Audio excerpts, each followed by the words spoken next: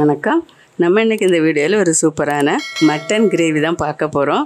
இது ரொம்ப சுவையாக மணமாக எப்படி ஈஸியாக பண்ணலான்னு சொல்லி பார்க்கலாம். வாங்க இதை நான் எப்படி செஞ்சேன்னு சொல்லி பார்க்கலாம். அதுக்கு முன்னாடி நம்ம சேனலை நீங்கள் இது வரைக்கும் சப்ஸ்கிரைப் பண்ணலாம், சப்ஸ்கிரைப் பண்ணி வச்சுக்கோங்க. இந்த சூப்பரான மட்டன் கறி குழம்பு பண்ணுறதுக்கு 1/2 கிலோ மட்டன் எடுத்து வச்சுருக்கேன் கழுவி. இப்போது 1/2 கிலோ கறிக்கு தகுந்தபடி தேவையான மசாலா நம்ம வறுத்து எடுக்க போகிறோம். நான் ஒரு பாத்திரம் அடுப்பில் வச்சுருக்கேன். கடாய், 2 ஸ்பூன் ஆயில் சேர்த்துருக்கேன். 1/2 ஸ்பூன் சோம்பு, 1/4 டீஸ்பூன் மிளகு, 1/2 டீஸ்பூன் சீரகம், ஒரு சின்ன பிரிஞ்சி இலை 2 சின்ன துண்டு, 1 ஸ்டார் பூ, 2 ஏலக்காய், கொஞ்சமாக கல்பாசி, 3 கிராம்பு இவ்வளோ வச்சுருக்கேன். இதில் நம்ம வறுத்து எடுக்கணும். கல்பாசி மட்டும் கடைசியாக போட்டுக்கலாம். இதெல்லாம் இதில் சேர்க்குறேன்.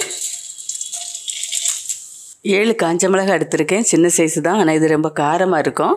அதனால் நான் 7 எடுத்திருக்கேன். உங்கள் காரத்துக்கு தகுந்தாப்பில் நீங்கள் சேர்த்துக்கோங்க. இதையும் இந்த எண்ணெயில் சேர்த்துடலாம். கறிக்கிடாமல் வறுத்துடலாம். கல்பாசி இதில் சேர்த்துக்கலாம். இப்போ அடுப்பு ஆஃப் பண்ணிடலாம்.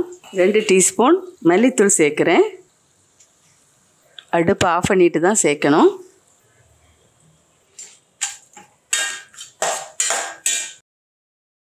இப்போ இதை இன்னொரு பாத்திரத்தில் எடுத்துடலாம். இப்போ இந்த கடாயிலேயே ஒரு 15 சின்ன வெங்காயம் எடுத்திருக்கேன். இதை சேர்த்துடலாம்.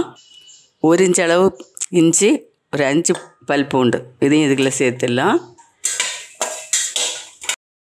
இதை வதக்கணும். இதில் கொஞ்சம் ஆயில் சேர்த்துருக்கேன். சேர்த்துட்டு இதை மறுபடியும் வதக்குறேன்.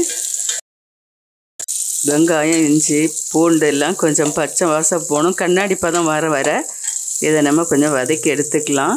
இந்த அளவு வதங்கினதும் 2 மீடியம் சைஸில் தக்காளி பழம் எடுத்திருக்கேன். அதை சேர்த்துக்கலாம்.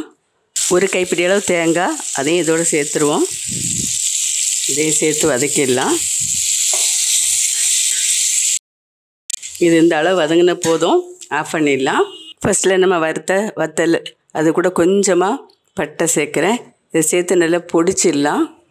இப்போ இந்த மாதிரி பொடிச்சிட்டேன். இனி இது சேர்க்கலாம். இப்போ இதில் கொஞ்சமாக தண்ணி சேர்த்து நல்ல பேஸ்ட்டாக அரைச்சி எடுத்துக்கலாம். இப்போ மசாலா எல்லாம் நல்லா அரைச்சி எடுத்துட்டேன். இப்போ ஒரு குக்கர் அடுப்பில் வச்சுருக்கேன். 2 ஸ்பூன் போல் ஆயில் சேர்த்துக்கலாம்.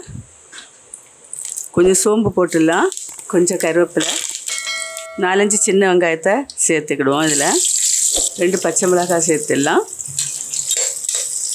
இப்போ மட்டனை போட்டுடலாம். நல்லா கலந்து விட்டுடலாம்.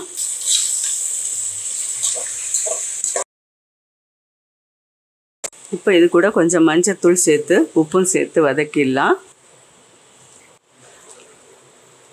1/2 டீஸ்பூன் உப்பு சேர்த்துருக்கேன். 1/4 டீஸ்பூன் அளவு மஞ்சள் தூள் 2ஐயும் சேர்த்து நல்லா மிக்ஸ் பண்ணிடலாம். இதுலேருந்து தண்ணி வெளியே வரும். இப்போ தண்ணி வெளியே வந்திருக்கு. கொஞ்சம் அந்த தண்ணி வற்றட்டும், வதக்கிக்கலாம். இப்போ மசாலாவை சேர்த்து விட்டுடலாம். மசாலா இந்த மாதிரி வறுத்து அரைச்சி நம்ம சேர்க்கும்போது ரொம்ப வாசமாக ரொம்ப டேஸ்ட்டாகவும் இருக்கும்.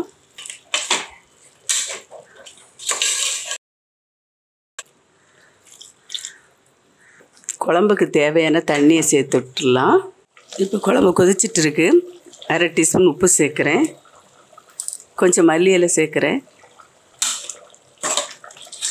இது இனி குக்கர் மூடி போட்டு விசில் போட்டு ஒரு 7 விசில் போட்டு எடுத்துடலாம். குக்கர் மூடி போட்டு விசில் போட்டாச்சு. 7 விசில் விட்டதும் பார்க்கலாம். இப்போ விசிலெல்லாம் அடங்கிட்டு எடுத்துடலாம். இப்போ இந்த குழம்பு சூப்பராக ரெடி ஆகிட்டு வறுத்து அரைச்சி ஃப்ரெஷ்ஷாக நம்ம பண்ணும்போது நல்ல வாசமாக சூப்பராக இருக்குது.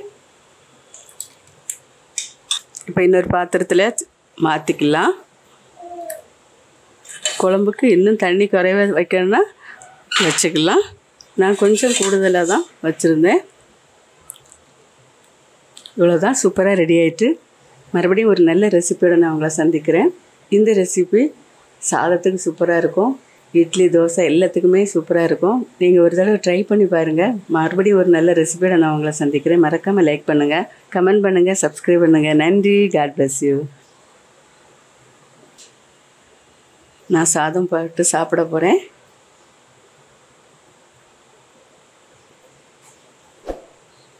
டேஸ்ட்டு பார்த்துடலாம்.